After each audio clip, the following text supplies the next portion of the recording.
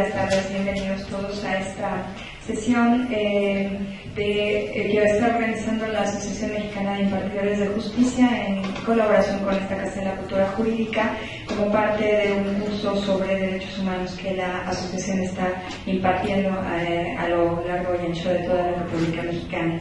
Y nos da muchísimo gusto recibir esta tarde para esta sesión al doctor Cano, Luis Miguel Cano, quien será el encargado de disertar sobre el tema del caso Radilla Pacheco. Me da también mucho gusto recibirlo por otro lado, porque bueno, debo decir que hace algún tiempo hemos querido invitarlo a venir como disertante de esta Casa de la Cultura Jurídica y no había sido posible por las múltiples ocupaciones que el doctor tiene ahora. Y bueno, me da muchísimo gusto de manera personal recibirlo por acá. Me voy a permitir leer algunos datos curriculares del doctor, quien es actualmente asesor de la Coordinación en Derechos Humanos y Asesoría de la Presidencia de la Suprema Corte de Justicia de la Nación y cofundador de la Liga OLE, que es Organización de Litigio Estratégico de Derechos Humanos, además de que es, bueno, amigo de muchas casas de la cultura jurídica, porque en varias de ellas se ha presentado como disertante precisamente para tratar este tema como parte de su inquietud personal, profesional y también como parte de la actividad que le tiene asignada la propia Suprema Corte de Justicia de la Nación, en este caso como asesor. Me da mucho gusto recibir, doctor, un aplauso por favor para darle la bienvenida. Bueno, en primer lugar, agradecer, por supuesto, la presencia del público en la Casa de la Cultura Jurídica. Valoro muchísimo este tipo de espacios que pienso que son verdaderos espacios públicos que la gente debería de apropiarse para poder intercambiar ideas, se supone de vanguardia en los temas de derecho y en especial en los temas de la defensa y garantía de los derechos humanos. Gracias a la directora. Y déjenme a ustedes, público presente, hacer un par de aclaraciones previo a empezar a platicar de este tema, porque intuyo que la mayoría aquí presente no es parte del curso sobre control difuso de convencionalidad que organiza la Suprema Corte de Justicia de la Nación con la colaboración de la AMIJ, de la Asociación Mexicana de Impartidores de Justicia. Esta es una herramienta que se ha puesto a disposición de titulares de todo tipo, de toda jurisdicción en este país, para que tengan a bien compartir herramientas sobre derechos humanos a partir de la reforma constitucional de 10 de junio de 2011. Quienes no forman parte de ese curso deben de saber que es un curso de poco más de 10 meses, no sé si incluso el año, en donde cada titular y personal del Poder Judicial que se inscribe, federales y locales, va compartiendo conocimientos sobre esa reforma y sus implicaciones, sobre la práctica del control difuso en varios temas. Esta conferencia es parte de una unidad a la mitad del curso, del módulo 5, sobre elementos básicos del control difuso de convencionalidad. Es la tercera unidad de ese módulo y habla del caso Radilla. Antes, en este módulo, se habló de la obligación de adecuar el derecho interno al internacional, que es la base para que sea el control difuso de convencionalidad, y de, digamos, el estado actual de los precedentes en el sistema interamericano sobre el control difuso. Ahora, el objetivo de la conferencia persigue reflexionar sobre el puente que se tendió desde la jurisdicción interna de este país para incorporar la figura del control difuso, y que tiene su momento culminante con la decisión del expediente Varios 912/2010 para saber cómo es que el Poder Judicial tenía que cumplir con sus obligaciones correspondientes en el caso Radilla. De eso es de lo que vamos a platicar. Notarán que están grabando porque esta conferencia se deja en la plataforma virtual del curso. para que sea accesible para todas las personas del Poder Judicial, de los poderes judiciales que están inscritas en él. Haremos una conferencia, aunque no me guste, digamos, de tipo magistral por un momento, quedará en la grabación y después, si ustedes así lo quieren, tendremos tiempo que estimen suficientes para contestar todas las interrogantes o debatir todo lo que ustedes gusten. Una final aclaración es que yo no soy doctor, yo soy un simple abogado, sí soy asesor en la Coordinación de Derechos Humanos y asesoría de la Presidencia de la Suprema Corte, y me gusta presentarme así y como cofundador de Litiga Ole, porque creo que con franqueza denota lo que soy, lo que pienso. Soy un litigante, defensor, lo que pretende ser defensor de derechos humanos, infiltrado en la Suprema Corte. Y creo que eso vale la pena que lo mencione para que ustedes por lo menos estén al tanto y de pronto, si no comparten mis puntos de vista, sepan que esa es mi visión por ese compromiso que he asumido. Entonces, bueno, platiquemos unos momentos del caso Radilla, no mucho. Yo sé que esto ya es casi del dominio generalizado entre la comunidad jurídica y algún día espero toda la sociedad en su conjunto. Y habré de referirme y puntualizar sobre algunas de las inquietudes de quienes asistieron al curso y que ya en las actividades de esta semana han plasmado en la plataforma virtual de la NIE. Bueno, hablar del caso Radilla es hablar quizá del asunto que ha llegado a la Suprema Corte que más impacto ha tenido en los últimos años. Desde que yo me dedico al derecho, que no es tanto, pero ya es algo, más allá de una década, no he visto un asunto más importante.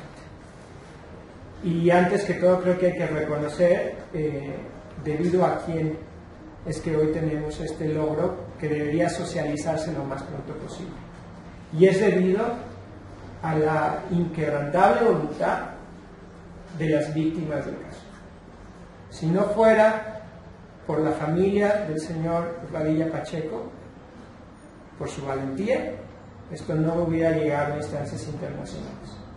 Por supuesto, se contó con la asesoría de organizaciones de la sociedad civil, un papel primordial de la Comisión Mexicana de Defensa y Promoción de los Derechos Humanos, una organización civil que ya cuenta con más de 2 décadas de historia, con múltiples personas que defendieron ese caso a lo largo de años. Pero si no hubiera sido por la familia de Rosendo Radilla Pacheco, este caso no hubiera llegado hoy como causa paradigmática a revolucionar el sistema jurídico mexicano. Y claro, también hay que reconocer que sin el impulso dado por la reforma constitucional del 10 de junio de 2011, probablemente en el Pleno de la Suprema Corte hubiera tenido otro desenlace. Entonces coincidieron 2 factores, uno humano, uno institucional, y sin ellos no estaríamos hoy platicando de eso. Tristemente no les puedo afirmar que el caso de Radilla Pacheco sea un caso aislado, no les puedo afirmar que sea un caso del pasado. Es un caso de desaparición forzada y tristemente las desapariciones forzadas son todavía nuestra realidad cotidiana. Pero este caso, situado en lo que se conoce como la Guerra Sucia, en los 70s, por ese impulso que le dio la familia del señor Radilla Pacheco, hoy ha llegado a ser un parteaguas. En los 70s, en Guerrero, en Atoyac, el señor Radilla Pacheco, como cualquier persona de bien, se involucraba en los asuntos de su comunidad. Ya había tenido incluso una responsabilidad en el municipio, en el gobierno. Y en ese entonces, con todas las injusticias sociales, había lo que en esa época se denominaba una guerrilla. Ustedes están en Michoacán, pueden hacer el símil, yo no lo voy a afirmar aquí, ustedes lo saben. Pero en esa época se le decía guerrilla a las personas que trataban de defenderse y pelear por un mundo. El señor Radilla Pacheco, cuando es detenido por elementos del ejército, se le dice: usted viene preso, y él pregunta por qué. Usted ha escrito corridos en favor de líderes de la guerrilla, y él dice: bueno, eso no es delito, y le contestan: como sea, mientras tanto usted se fregó. Y nunca se le ha vuelto a ver. Nunca más se le ha vuelto a ver. No es algo que haya quedado en el pasado. Pero el caso Radilla Pacheco llegó hasta la Corte Interamericana. Con cierta vergüenza tengo que reconocer que la familia buscó justicia a nivel interno, y en la jurisdicción de este país no encontró respuesta. Un tecnicismo de esto que es el juicio de amparo, y aquí en el público veo gente muy joven, así es que voy a suponer que son gente que está estudiando o saliendo de la carrera y que tienen que tener muy fresco lo que yo todavía tengo en la memoria grabado. El juicio de amparo es una cosa muy técnica, es algo que muy poca gente domina. Bueno, pues a la familia del señor Radilla Pacheco, cuando intenta un amparo, se le contesta con la ley abrogada: ustedes no tienen ni siquiera interés jurídico. Es que mire que el artículo 10 de la ley de amparo, de la ley abrogada, insisto, no dice que ustedes, como familiares de la víctima, en calidad de ofendidas, puedan tener siquiera ese interés jurídico. No está en los supuestos de la ley, del artículo 10 de la entonces ley de amparo. Y cierto que la jurisprudencia de la Suprema Corte, en especial de la primera sala, ha desarrollado e incorporado nuevos supuestos. Y cierto que el artículo 20 constitucional también ha incorporado nuevos supuestos de derechos para defensa de las víctimas y personas ofendidas por los delitos. Pero ¿qué creen? Que no está enlistado de forma expresa la posibilidad de que ustedes vengan a quejarse de que este asunto, desaparición forzada, un supuesto de grave violación de los derechos humanos, pueda ser justiciable. Ustedes no tienen ni siquiera interés jurídico para promover el amparo. Y ese caso queda en los tribunales colegiados en temas de procedencia. No hay ni siquiera una resolución de fondo. Imagínense lo que esa familia esperaba de la justicia en México, después de años de no poder hacer nada por miedo a que si se quejaban tuvieran el mismo destino que su familiar, y cuando años después llegan a la justicia mexicana, un tecnicismo, una formalidad se ha atravesado, no podemos hacer nada, y ahí queda. Van con asesoría de las organizaciones civiles, de la gente que defiende derechos humanos, a instancias internacionales, llegan a la comisión y eventualmente a la Corte Interamericana, y el caso nos da para una sentencia, no la primera, pero sí en su tiempo una de las más importantes, de la Corte Interamericana de Derechos Humanos. Una semana antes teníamos la sentencia en el caso del campo algodonero, también un caso gravísimo de violación de los derechos de las mujeres, que denuncia una realidad que no solo es del norte del país, lamentablemente de todo el país. Teníamos antes el caso express de Castañeda Gutman, no voy a hablar de esos. El caso Radilla Pacheco es el primero de 4 que le recuerda al Estado mexicano lo que hace una década la Corte Interamericana ya tenía muy claro y había empezado a construir: que la jurisdicción militar tiene que ser acotada y que las personas tienen un recurso, o deberían de tener un recurso, para quejarse cuando la jurisdicción militar asumiera competencia en casos que involucren civiles. En México teníamos y tenemos el artículo 13 constitucional, pero la interpretación del artículo 13 constitucional dejaba mucho que desear. Ustedes se lo saben mejor que yo aquí lo voy a recitar, pero no lo voy a decir textual. En México están prohibidas las jurisdicciones personales, no hay fueros salvo el militar. Y lo que dice la Constitución es que ninguna persona puede ser juzgada por leyes o tribunales especiales, pero que subsiste el fuero de guerra, el cual en ningún caso, en ningún momento, es decir, nunca conocerá de asuntos en los que se involucren personas que no pertenezcan al ejército. Nunca, jamás, un tribunal jurisdiccional, nunca, en ningún caso, en ningún supuesto, puede conocer de casos en que estén involucradas personas que no pertenezcan al ejército. Eso dice el artículo 13 constitucional, clarísimo. Subsiste sí el fuero de guerra para atender los casos contrarios a la disciplina militar. Y además añade la última frase que paisanos, una expresión coloquial hace 100 años, o sea, personas que no pertenezcan al ejército, estén involucradas como presuntas inculpadas en un delito.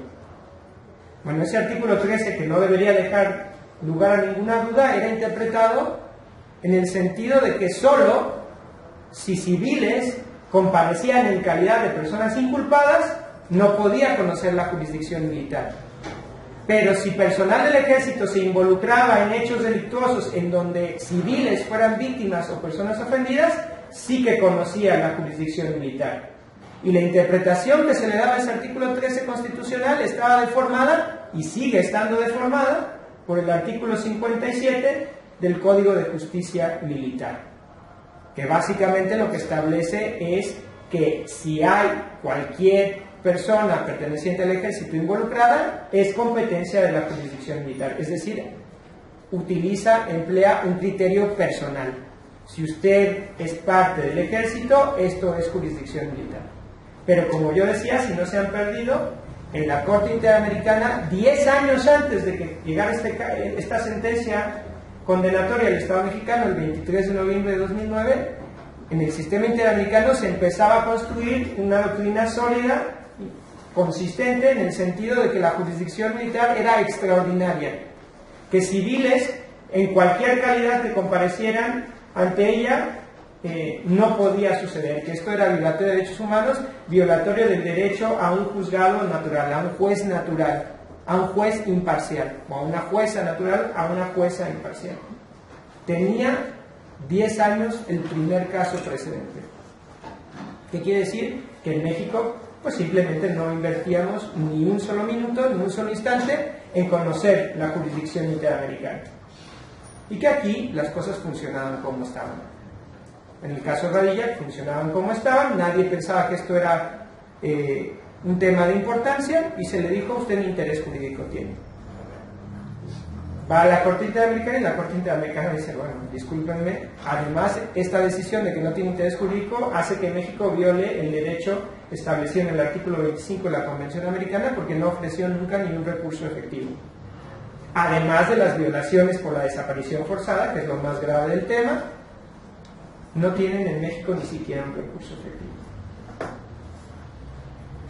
Curiosamente, ese asunto, meses antes, o sea, no el asunto Radilla Pacheca, pero aquí es bueno que tengan un contexto, el asunto de tratar de acotar la jurisdicción militar en México se había llevado al Pleno de la Suprema Corte meses antes de la sentencia de la Corte Interamericana.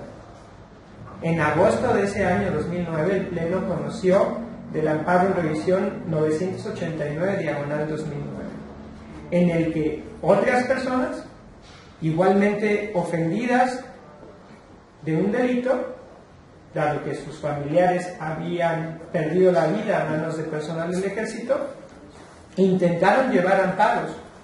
Solo uno llegó al Pleno, el amparo en revisión 989/2009. Bueno, pues en agosto de 2009, el Pleno tuvo la oportunidad de cambiar los precedentes imperantes, de decir que sí tenían interés jurídico, de entrarle al tema y decir que esto era una extralimitación de la jurisdicción militar.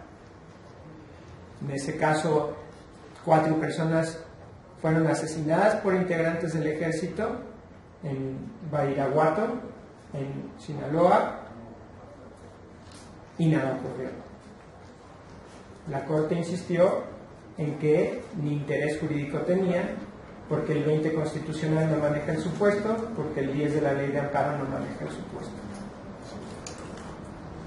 La verdad, con cierta vergüenza, recuerdo todavía cómo se debatía en el Pleno y se leía el 20 constitucional y se leía el 10 de la ley de amparo y se decía: pues es que aquí no está el derecho. aquí no está el derecho, y si no está aquí el derecho, pues entonces no lo han de tener.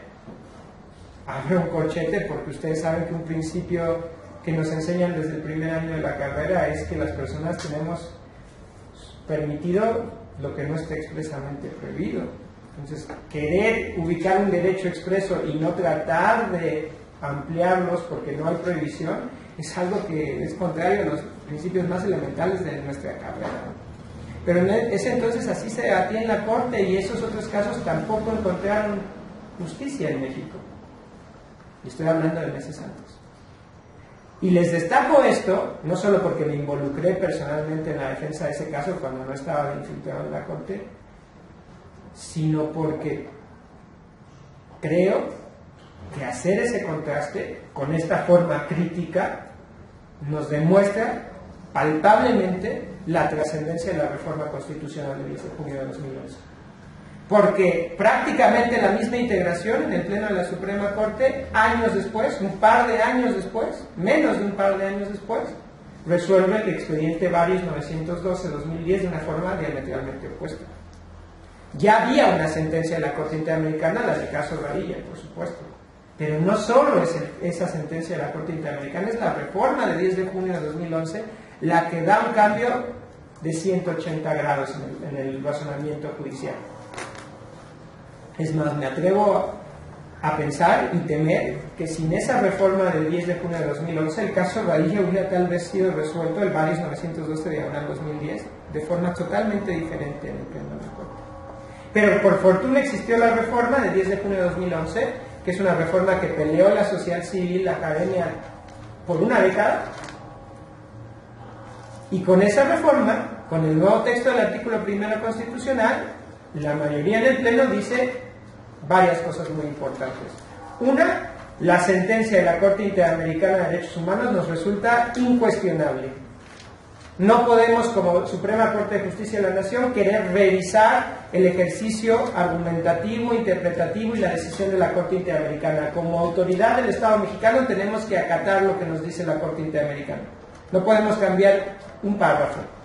Y dentro de los párrafos nos están diciendo que la jurisdicción militar tiene que ser acotada y que el artículo 13 constitucional tiene que ser interpretado de conformidad con la doctrina interamericana sobre esos límites de la jurisdicción militar, y que en el caso Radilla Pacheco efectivamente hay una serie de violaciones a los derechos humanos por la desaparición forzada, pero también una serie de violaciones porque no hubo un recurso efectivo. Y además nos impone la Corte Interamericana que tengamos de ahora en adelante que practicar un control difuso de convencionalidad, tratando de adecuar nuestro derecho interno al internacional. Y junto con eso algunas medidas no de tipo jurisdiccional sino administrativo, como empezarnos a capacitar en materia de derechos humanos y en materia de acotación de la jurisdicción militar. Y eso revolucionó nuestra forma de practicar el derecho. Y eso es, de hecho, lo que justifica este curso de la MIG, entre muchas actividades que se han impulsado en la administración del ministro Silva como presidente al frente de la Corte de la Suprema de Justicia.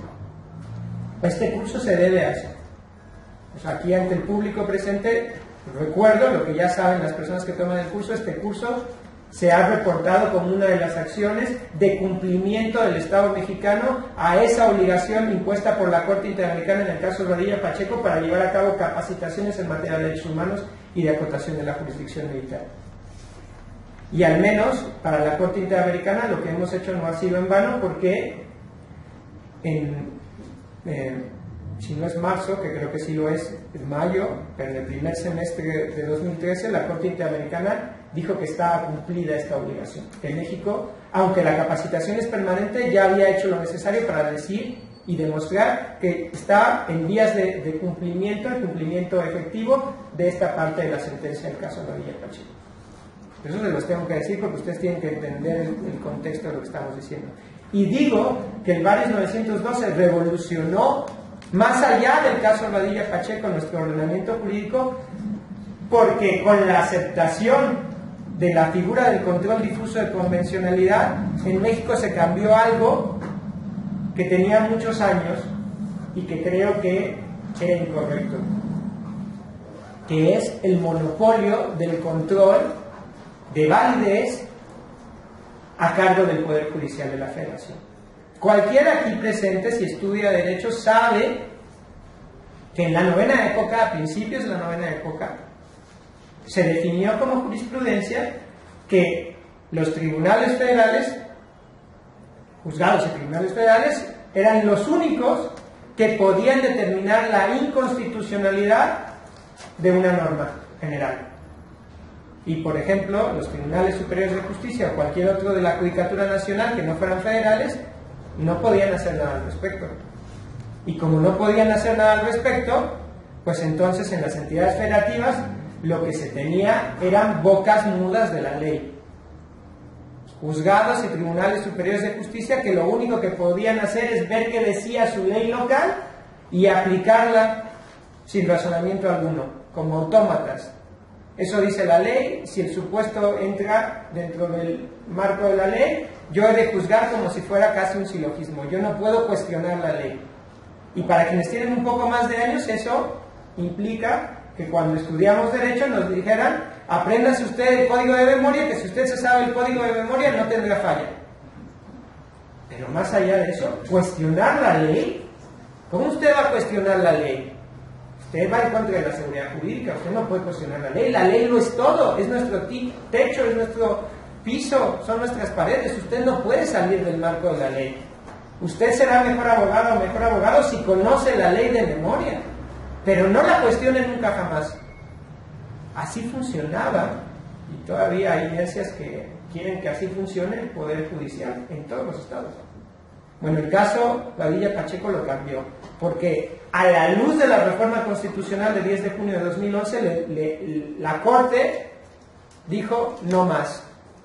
Toda autoridad en el ámbito de sus competencias está obligada a respetar, proteger, promover y garantizar los derechos humanos, a prevenir, investigar, sancionar y reparar sus violaciones.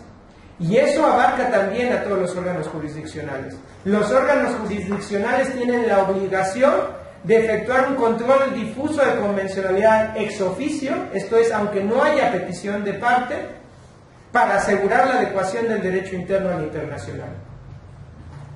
Y poco tiempo después, la Corte, en la solicitud de modificación de la jurisprudencia, aquí tal vez me falle el número, 21-2011, pero si me falla el número, perdónenme, cambia esa jurisprudencia que había establecido a inicios de la novena época, que establecía el monopolio de control de validez en los órganos federales, y la primer tesis de la 10ª época, inaugurada en octubre de 2011, la primer tesis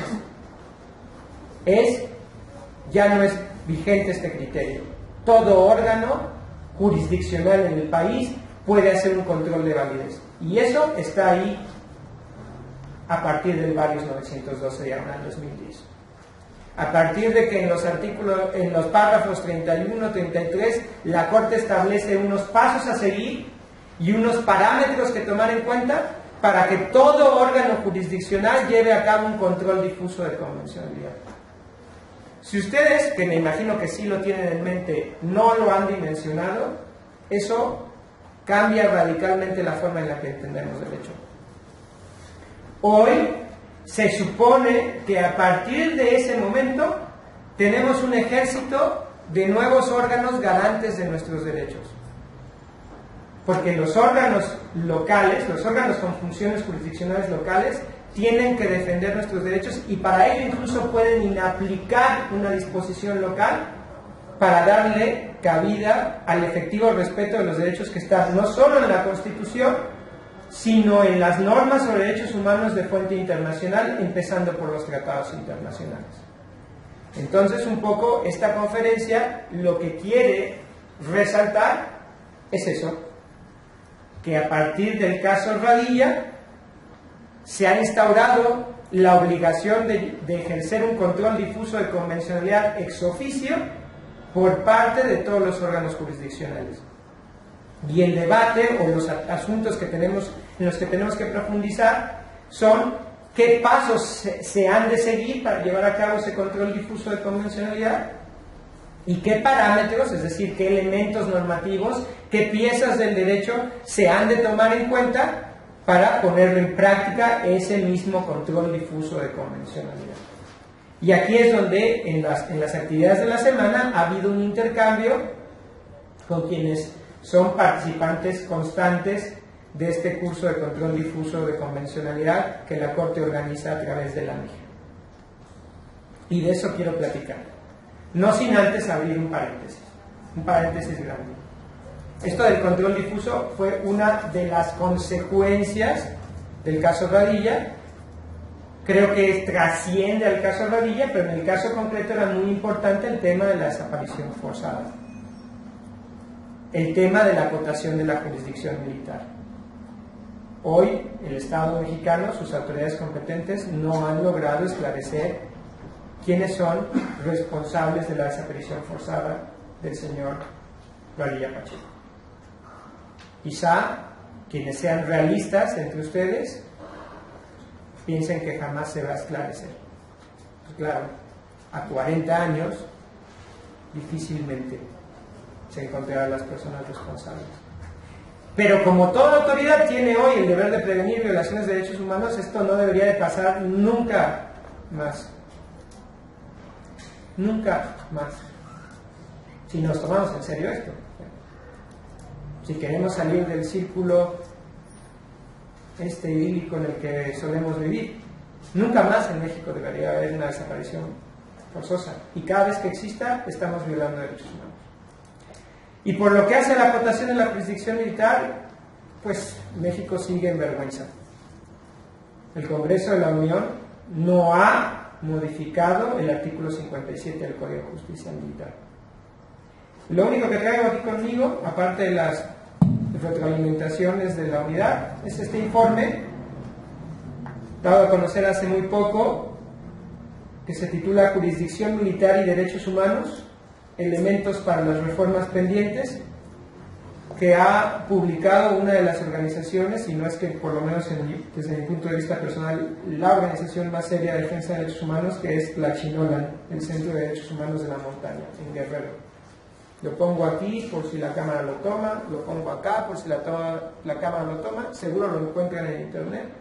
Y aquí se da cuenta de que a nivel legislativo no se ha cambiado las cosas. Se da cuenta del amparo 989 de 2009, se da cuenta sobre todo de un tema, pues digamos, para celebrar, que tiene que ver con que la Corte, tomándose en serio su papel, ya después del Varios 912, logra en un segundo momento acotar jurisdiccionalmente la jurisdicción militar. Y a partir de la resolución de un par de conflictos competenciales y varios amparos, pero en especial el amparo en revisión 133-2012, dice lo que debió de haber dicho desde agosto de 2009 al menos, y lo que los tribunales colegiados debieron de haber dicho todavía antes, que si van víctimas o personas ofendidas que son civiles a quejarse que la jurisdicción militar conoce de sus casos y que esto es una autoridad no competente conociendo de asuntos en los que se involucran personas civiles, pues esto es violatorio de derechos humanos. Y por fin la Corte llega a decir, hasta este amparo en revisión, que eso es violatorio de derechos humanos. Con eso, el Poder Judicial, a través de la Corte Suprema de Justicia, cumple con su misión de haber acotado la jurisdicción militar. Pero ¿qué es lo que pasa? Que las autoridades del Foro Castrense dicen, bueno, ¿y a mí qué? No. Si no cambia la legislación, ¿yo qué quieren que haga? Yo tengo que cumplir la ley, ni modo que no cumpla la ley. Y el Congreso dice, pues yo tampoco hago nada. Y en la administración pasada, en el Ejecutivo Federal, mandan una iniciativa que dice, bueno, acotemos la jurisdicción militar, pero para casos de tortura, desaparición forzada y violación. Es decir, los casos por los cuales había condenado la Corte Interamericana del Estado mexicano en los 4 casos continuos.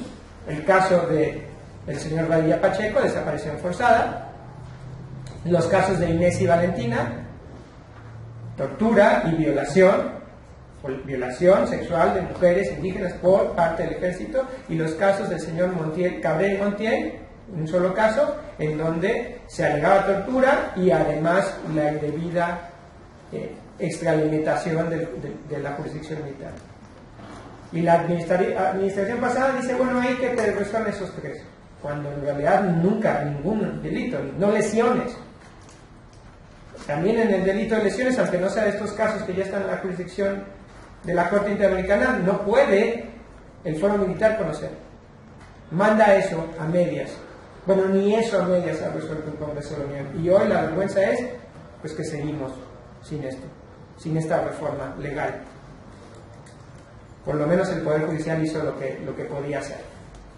Bueno, ahí estamos, a medio camino de cumplir con la sentencia de Radilla Pacheco, pero haciendo eso a un lado por lo menos, en el tema de control difuso de convencionalidad parece que hemos aceptado la figura y estamos llevándola a cabo. Ahora, estamos llevándola a cabo, ¿en qué términos? De eso viene un poco la segunda parte de esta plática.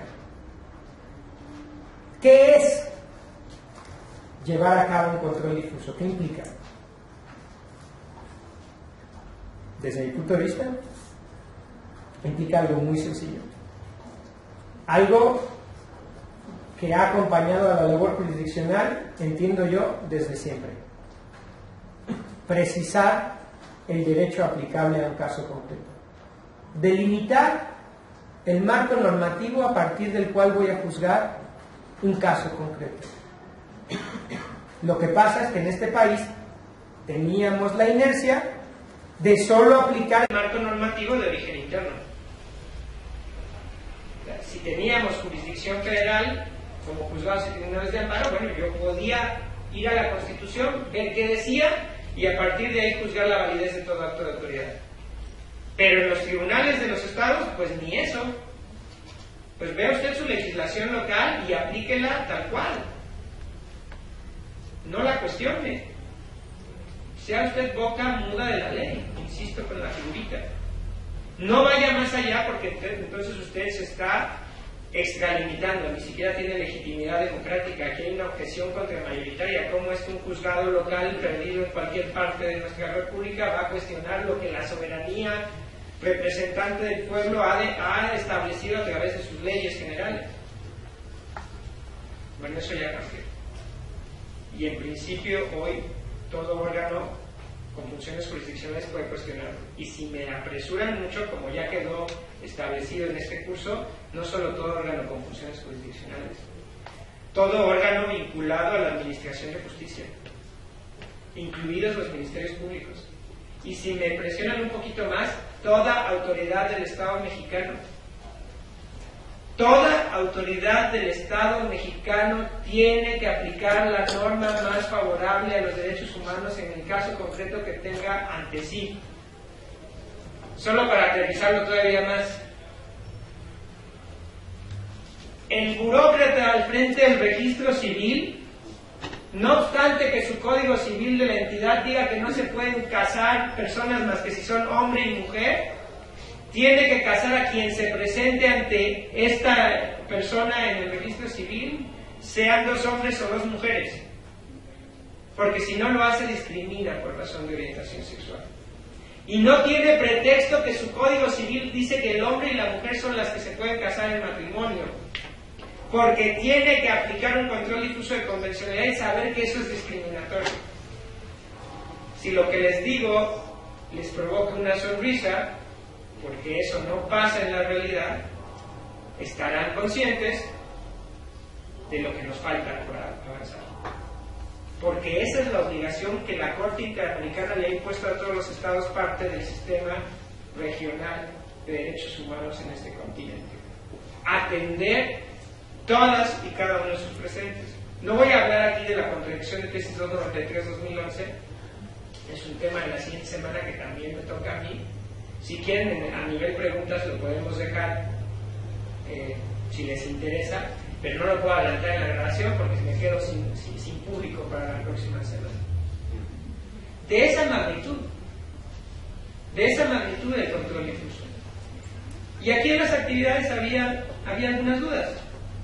En el Varios 912, insisto, los párrafos 31 y 33, si mal no recuerdo, de la sentencia, bueno, no le voy a decir sentencia porque no es formalmente una sentencia, de la resolución del Varios 912-2010, nos señalan pasos a seguir y parámetros que tomar en cuenta. Esa resolución está publicada en el Diario Oficial del 4 de octubre de 2011. Fecha también memorable porque en ese día entra en vigor la reforma constitucional del juicio de parte. Ustedes pueden ir a ese diario oficial, van a ver ahí la sentencia, los votos, van a ver estos párrafos y van a decir que la Corte dice: acepto que todo órgano jurisdiccional puede llevar a cabo este control difuso, pero lo puede hacer a través de los siguientes tres pasos: una interpretación conforme en sentido amplio, una interpretación conforme en sentido estricto, y en su caso la invalidación o inaplicación de la norma general que resulte contraria, digamos, a los compromisos internacionales. Y esos son los pasos a seguir para efectuar, practicar, llevar a cabo un control difuso ex oficio de convencionalidad.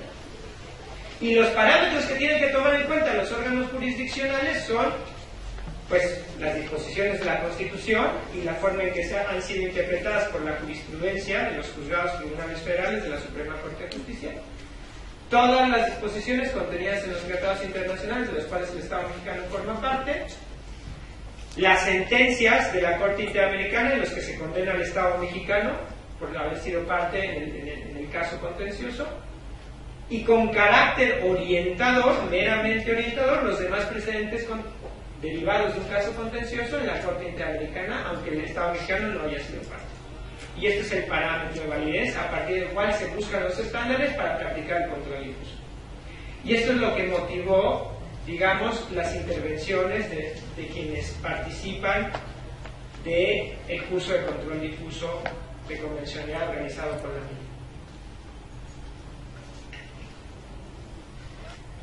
Se les preguntó si les parecían suficientes o insuficientes tanto estos pasos como estos elementos que componen el parámetro de control difuso de convencionalidad.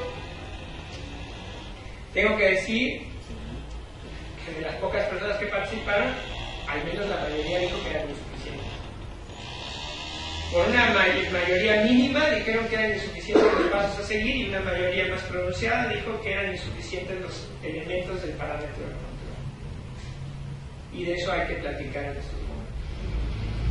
Interpretación conforme en sentido amplio, interpretación conforme en sentido estricto y aplicación. Estos son los tres pasitos a seguir que dice la Corte en el expediente Varios 912-2010. Pero se preguntaban las personas participantes del curso: oiga, ¿y no habría que tener algún paso especial o alguna precaución cuando en los casos ante la jurisdicción comparezcan personas o grupos en situación de vulnerabilidad? ¿A poco es lo mismo cuando viene una persona o grupo en situación de vulnerabilidad que cuando viene alguien que no tiene que sufrir esa situación? O decían: oiga, pero es que no todas las autoridades que tienen la obligación están ahí involucradas, hay más autoridades. O decían: es que no solo es en el momento de resolver un caso jurisdiccional, es que tendría que ser desde antes, desde el momento de creación de la norma, que debiera de practicarse un control difuso. Resalto esto por anticipado porque es verdad, es así. A partir de los últimos precedentes de la Corte Interamericana, toda autoridad del Estado mexicano tiene que practicar control difuso. Esto quiere decir que todo órgano legislativo no tendría que crear leyes que fueran contrarias a nuestros compromisos internacionales. Para quienes dentro del público, que es un público abierto, tengan la aspiración o ya tengan la responsabilidad de asesorar a alguien en sus congresos locales, pues tendrían que decirle: oiga, diputada, diputado, no pase esta legislación, deben ser violatoria de los derechos humanos. Y si les responde la persona que les contrata: bueno, pues yo represento a la soberanía del pueblo michoacano y hago lo que yo quiero en interpretación de esa soberanía, ustedes, su deber es decirle: no, diputado, usted tiene que hacer una legislación que sea congruente con nuestros compromisos de derechos humanos si no quiere tener eventualmente una responsabilidad. Lo que pasa es que en este país pues puede hacer todo el mundo lo que quiera y como no hay consecuencias, bueno, pues no pasa nada. Pero ustedes, y me dirijo al público aquí, público de una mayoría joven, público bonito y conocedor, que tienen que hacer eso. Si de verdad quieren asumirse como personas que defienden los derechos humanos, ustedes pueden creer otra cosa y entonces no me hagan caso, fíjense que estoy hablando de una locura y ya. Pero yo, para no volverme anarquista, tengo que creer que ustedes pueden cambiar las cosas. Esa obligación, hicieron notar en las actividades, es de todas las autoridades desde el momento de creación. Pero si en el momento de creación de las normas generales no se cumple con esta obligación, bueno, llega el papel de garante del Poder Judicial o de las personas que tienen, de las autoridades que tienen una función jurisdiccional, y ahí tienen que componer la plana, porque si no la componen ahí tarde que temprano, esos casos pueden llegar ante una sede internacional y que el Estado mexicano sea condenado. Cualquier actuación de cualquier autoridad, por pequeña que sea, del Estado mexicano puede detonar la responsabilidad internacional. Entonces dicen, hay que tomar eso en cuenta. Y hay que tomar en cuenta que, bueno, la interpretación conforme, tanto en sentido amplio como en sentido estricto, y la inaplicación no pasa en el limbo. Entonces, personas han sugerido otras fases. Yo no voy a profundizar en este momento en las fases, porque igual en ese curso de la MIG, dentro de unas 3 semanas, va a verse por otra persona el método para ejercer un control difuso. Hay varias propuestas de métodos para ejercer este control difuso. Yo ahorita lo único que tengo que decir es que resultan insuficientes los pasos. ¿Por qué resultan insuficientes? Pues porque antes que todo tenemos que ver si se involucran derechos humanos. Si no están involucrados derechos humanos, pues a lo mejor podemos seguir actuando como juzgado decimonónico, ¿no? De boca muda de la ley, y esto es un silogismo, y yo no hago nada más que aplicar al supuesto concreto lo que dice en abstracto la norma general. Ojalá que ustedes no lo hagan, porque pronto, con el paso del tiempo, la tecnología les sustituirá. Y entonces, si nada más se limitan a hacer eso, muy pronto una computadora lo va a hacer igual que el doctor. Pero eso no es juzgar. Para eso no le pagamos a la gente que trabaja en los tribunales. Si fuera solo eso, de veras, se les podría sustituir con computadoras, con programas de computadora. Tiene que haber prudencia, tiene que haber conocimiento de los casos jurídicos, y más que memoria tiene que haber criterio jurídico, pero sobre todo tiene que haber un compromiso de defender los derechos humanos. Bueno, entonces, un poquito lo que se dice es, yo tengo que identificar, o lo que dicen las personas que participaron, dicen, se tienen que identificar los derechos humanos en juego. Y antes, se tiene que ver con un enfoque de derechos humanos los hechos relevantes del caso. Es que no es lo mismo juzgar un caso que otro. Y alguien, dentro de las participaciones de este curso, nos recuerda un tema fundamental y nos lo ejemplifica. Es que en el caso de violencia contra las mujeres, en el caso del campo algodonero, la Corte Interamericana hizo valer el contexto. Es que no solo es que es gravísimo que existan feminicidios, es que en Ciudad Juárez existían por años. Y en ese contexto las autoridades tenían elevado un deber de debida diligencia. O sea, no solo tenían que hacer algo, tenían que hacerlo mejor, porque la situación que enfrentaban era lo peor posible. Yo, que estoy aquí platicando con ustedes, lo digo de forma más sencilla y con una provocación. Si ustedes han comprado la imagen de la justicia como esa mujer hermosa, y además mujer hermosa, de bellas formas, con la balanza y la espada, pero ciega, ustedes están en un error. Esa no es la justicia que necesitamos. Esa es una imagen idealizada de la justicia que se instituyó en la modernidad del derecho, cuando se asumía con mucha ingenuidad o mala fe que todas las personas tenían que ser iguales ante la ley. ¿Cuál es la realidad? Que las personas no somos iguales. Tenemos que tener los mismos derechos, pero no somos iguales. Casi les digo con mala fe, porque la paradoja de la modernidad del derecho es que mientras se reconocía universalmente en el papel derechos a todas las personas, en los hechos se les negaban a todas las poblaciones que no fueran hombres blancos y propietarios, de paso europeos y en su momento norteamericanos. Y si usted no tenía estas características, usted no era titular de derechos. En este país las mujeres no tenían derecho a votar hace poquito más de 50 años. En el país que hace frontera en el norte, la población afrodescendiente no tenía derechos hace poquito más de 50 años, y hoy la población migrante de los países de cualquier otro lado, Latinoamérica, o sea, Asia o lo que sea, no tienen todos los derechos. Y en este país, por lamentable que parezca, la población que llega a migrar no tiene derechos. Y la población indígena no tiene los mismos derechos. Claro, en los orígenes de la modernidad del derecho, pues eso ni se toma en cuenta. Si en el papel todo el mundo era igual, ya estaba bien. Pero la justicia ciega no ve nuestras diferencias, y si no ve nuestras diferencias y no ve nuestros contextos, pues no está juzgando bien. Es como si yo llegara a Michoacán con los problemas que platican ustedes en la calle y yo quisiera juzgarle como si ustedes vivieran en Suiza. No viven en Suiza, viven en Michoacán. Y Michoacán tiene una realidad que lamentablemente muchos estados comparten, pero que no es la realidad de Suiza. Y si ustedes creen que aplicar el derecho, porque se tiene que aplicar igual en todas partes, no implica ver esa realidad, pues yo creo que están en una equivocación. Y un poquito esto que está ahí, que nos dejan ver quienes participaron en esta actividad, nos recuerda que hay que ver el contexto. Entonces nos dice, si no se ve el contexto del caso concreto, si no se ven los derechos humanos involucrados, si no se atiende a que haya personas o grupos en situación de vulnerabilidad, ¿en dónde se va a llevar a cabo en abstracto una interpretación conforme en sentido amplio y en sentido estricto? Que de paso también nos cuestionan, ¿y cómo se hace eso? Porque la Corte en el párrafo del Varios 912 dice que hay que hacerlo, y la pregunta permanente es, ¿y cómo lo hago? ¿Qué es eso? Digo, permitir que tengo que hacer una interpretación conforme en sentido amplio y en sentido estricto y luego inaplicar, pues está muy fácil, tengo que aprender un párrafo de memoria. Digo que lo hago y bueno, pues ya. Pero ¿cómo se hace eso?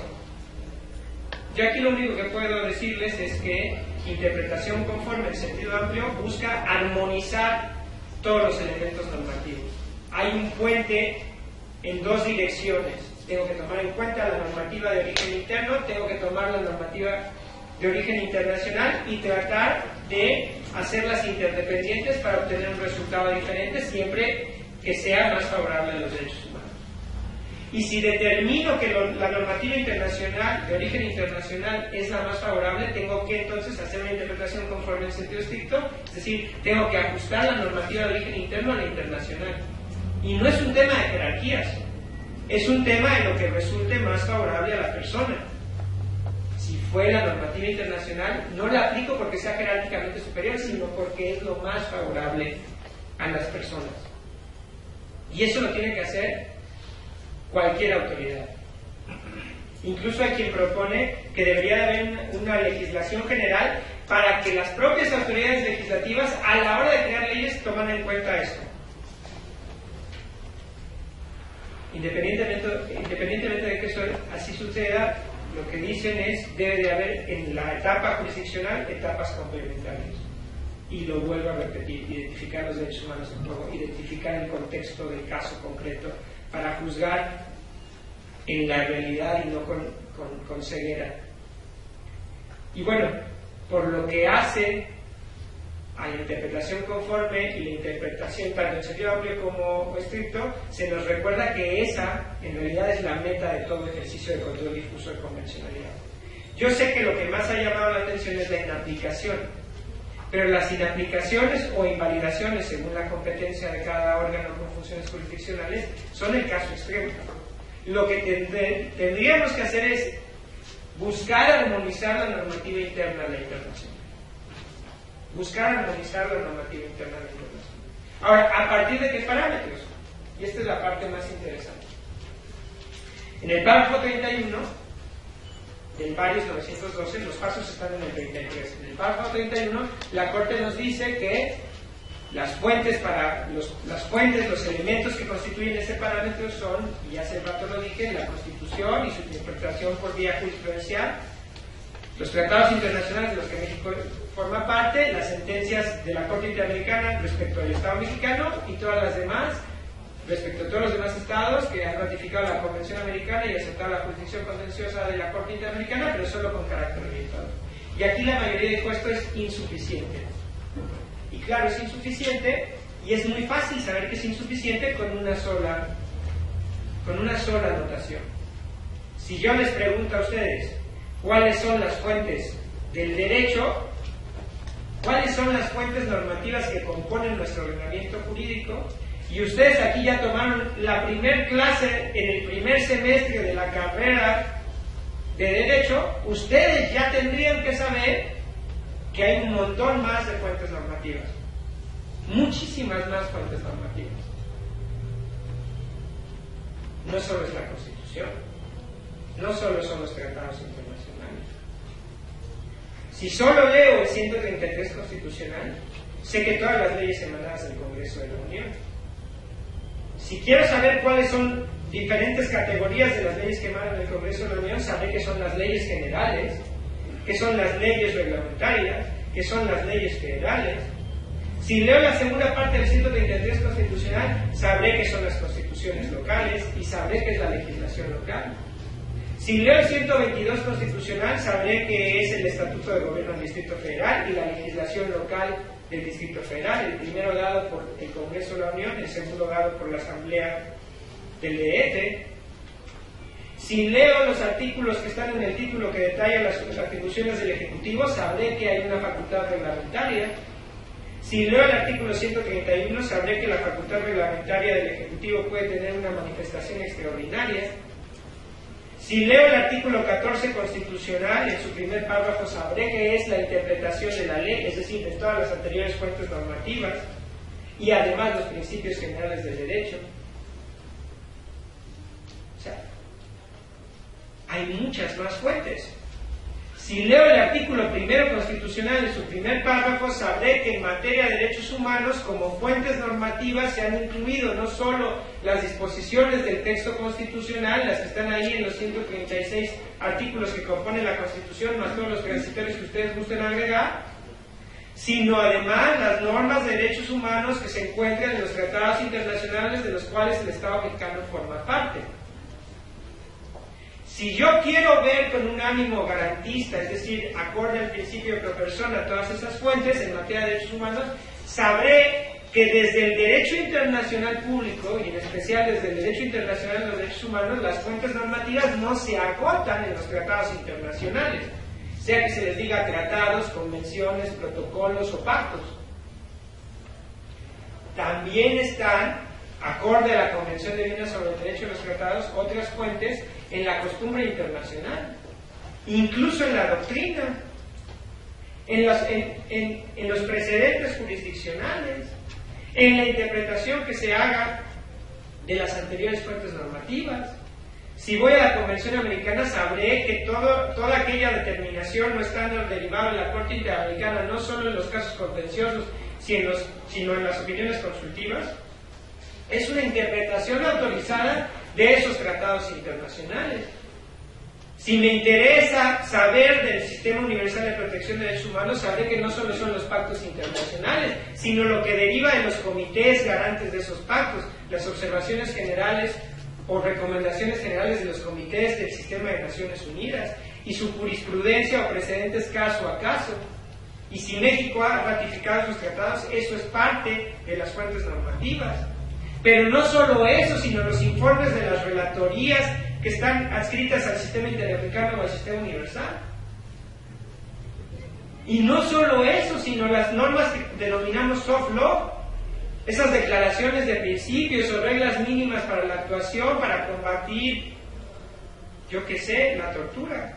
El protocolo de Estambul para saber si una persona ha sido o no sometida a tortura. Un sinfín de fuentes normativas que no están expresamente señaladas en la Constitución, pero que si yo quiero de verdad hacer una interpretación garantista, tengo que ir encontrando y aceptando el desarrollo a ese artículo primero y esos otros artículos. Y además, si conozco un poquito, ni siquiera mucho, de la jurisprudencia dada por la Suprema Corte, sabré que la Constitución es un piso mínimo. no es el techo máximo. Que se ha dicho hace más de una década que cualquier otra fuente normativa puede ampliar los derechos que están reconocidos en la Constitución. Bueno, en este ejercicio, en las retroalimentaciones, la gente que ha tomado el curso ha recordado eso. Oiga, es que nada más decir que los componentes del parámetro para ejercer control difuso de convencionalidad se limitan a la Constitución y la jurisprudencia que la interpreta, las normas contenidas en los tratados internacionales que el Estado mexicano ha ratificado y las sentencias de la Corte Interamericana para el caso de México y las otras con carácter nada más orientador, es insuficiente. Pues claro que es insuficiente. Pero por supuesto que es insuficiente. Se ha avanzado algo. La próxima semana veremos que en la contradicción de tesis 290 se dijo todos los precedentes, al menos contenciosos de la Corte Interamericana, son vinculantes. Pero es evidente. Otra que aquí en Michoacán no debe ser desconocida. Los usos y costumbres indígenas son fuente normativa. Eso lo dice el artículo 2 constitucional. Claro, ustedes pueden decir que el artículo 2 constitucional es una norma programática, es una serie de buenas intenciones, desconocer su carácter obligatorio y con él el de la Constitución General de la República. Ustedes pueden decir eso, pero los usos y costumbres son fuente normativa. Toda fuente normativa, en la medida en que sea la más favorable para resolver un caso concreto, tiene que ser empleada en el parámetro para ejercer un control difuso de convencionalidad y de constitucionalidad. Pero van más allá. Nos ponen nuevos retos quienes han participado de este curso. Nos dicen, ¿y otros tratados internacionales de los que México no forme parte? ¿Por qué no considerar los estándares más favorables del sistema regional europeo o africano? Y ustedes dirán, no, a ver, ya se terminó el derecho. Lo que en Europa sea obligatorio, pues por supuesto que no es vigente en México. A mí qué me importa saber qué hace la Corte Africana de Derechos Humanos en ese continente, pues si México no es parte de ese continente. Eso no es derecho vigente en México. Y si México no ha firmado el protocolo al Pacto Internacional de Derechos Económicos, Sociales y Culturales, en México nadie puede presentar una comunicación individual o colectiva para que su caso sea revisado por el Comité de No es derecho vigente en México. Pero aquí, y es lo más interesante, quienes han tomado el curso, por lo menos alguien de entre esas personas dice, pero si el artículo primero, párrafo segundo, establece la obligación de buscar en todo caso el estándar más favorable, no tendríamos que importar esos criterios. O sea, si de verdad los derechos universales son universales, en México no tendríamos que seguir el estándar máximo, o tendríamos que ver con vergüenza que en otras latitudes, en Europa o en África, pues las personas gozan de mayores derechos y aquí pues malatan, no gozan de sus derechos. No porque sea derecho vigente, insisto, sino porque el artículo primero, párrafo segundo, dice que hay que buscar el estándar más favorable. Hasta ahí llega la inquietud. Y cuando mandan resoluciones y casos concretos, se ve que hay gente que se lo toma en serio. Ahí estamos. Esas son las consecuencias del caso Radilla Pacheco. ¿Cómo vamos a practicar el control difuso? Que es tema de otras unidades más adelante en este curso. Es fundamental. Solo, y con eso concluyo mi intervención como conferencia y espero sus preguntas, solo que sí es importante trabajar en ese método. Porque sé también que ustedes estarán al tanto de quejas. Es que se abusa de la reforma constitucional de derechos humanos. Es que la gente dice, bueno, los tribunales dicen que aplican el principio pro persona y desconocen toda formalidad del proceso, toda formalidad procesal. Es que hay quien dice que ejerce un control difuso y hace lo que se le pegue la gana. Todas estas denuncias son fundadas. Atender el principio pro persona o ejercer un control difuso de convencionalidad ex oficio no es pretexto para no argumentar con suficiencia cada determinación. No es un as bajo la manga que nos exente de fundar y motivar nuestras resoluciones. Al contrario, es una obligación que acentúa el deber de argumentación por parte de toda autoridad. Y si queremos tener cierta certeza jurídica, pues tendríamos que buscar en conjunto un método, o varios métodos, pero que quede claro, que cada tribunal sea congruente con las resoluciones, que vea y que vaya citando las normativas de fuente internacional, que justifique por qué aplica el caso concreto. Si solo voy a decir, mire, yo estoy actuando pro persona y ya, créame, yo decido lo que quiera, bueno, pues esto sería el caos. Hay una necesidad de ejercer un método. El Varios 912/2010 dio los pasos incipientes. La contradicción de tesis 293/2011 impactó en lo resuelto en el Varios 912. Para quienes nos siguen la conferencia lo veremos en la próxima semana. Para quienes están aquí, pues abrimos un espacio entre medio. Esos son los retos. Qué bonito que ustedes tengan la oportunidad de vivir en estos momentos. Yo sé que con la triste realidad de todos los días, creer en el derecho parece ingenuo. Pero ¿qué hacemos? ¿Qué hacemos si no? ¿Nos armamos? ¿Le creemos a Hobbes? ¿Estamos en un estado de naturaleza? ¿O tratamos de buscar una respuesta institucional a través de lo que estudiamos? A través de lo que hacemos todos los días es nuestra responsabilidad pública, juzgar, o de quienes aquí litigan, de quienes litigan, o de quienes aquí enseñan, eso. Yo que soy débil y que no puedo permitirme que impere la ley del más fuerte, tengo que creer que el derecho nos ofrece herramientas. Por su atención, muchas gracias.